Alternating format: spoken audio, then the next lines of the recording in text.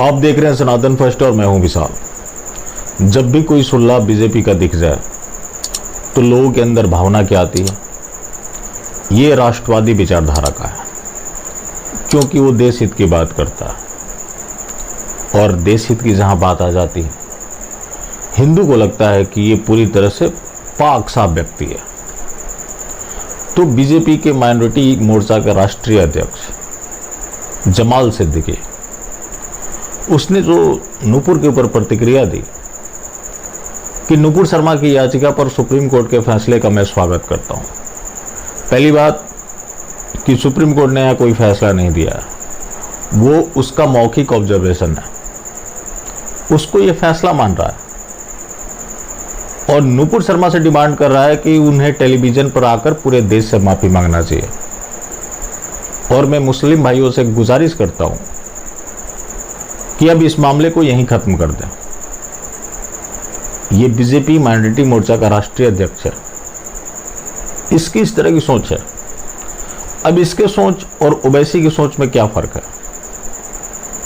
ये किसी भी पार्टी में हो, सिर्फ अपना उल्लू सीधा कर रहा है। लोगों को लगता है कि बीजेपी का है तो ये पक्का राष्ट्रवादी होगा, और इनका राष्ट्रवाद इतना कमाल का है जो खुलकर सामने दिखने लगता है। मामला पूरा कन्हैयालाल हत्याकांड से जुड़ा हुआ है। उसका जो आरोपी रियाज है वो बीजेपी के इवेंट में शामिल हो चुका है। बीजेपी माइनॉरिटी मोर्चा का सदस्य ताहिर, जिसके साथ वो बीजेपी के इवेंट में शामिल हुआ था। तो आज कोई भी मामला सामने आता है, पहले अपराधियों के लिंक कांग्रेस से निकलते थे, कहीं ना कहीं वो कांग्रेस से जुड़ जाता था। आज वो स्थिति बीजेपी की बन गई है। बड़ी बात यह है कि बीजेपी ऐसे मामलों को लेकर गंभीर नहीं है।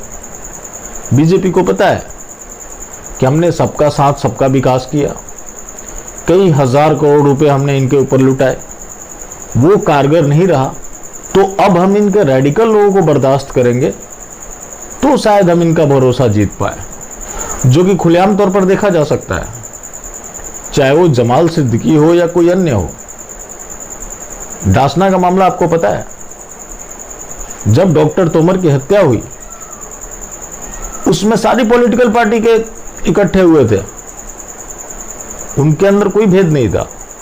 और सबसे जो उसमें प्रमुख भूमिका रही बीजेपी के ही नेता को मरवाने में, बीजेपी माइनॉरिटी मोर्चा के अध्यक्ष का, जो गाजियाबाद का जिला अध्यक्ष था।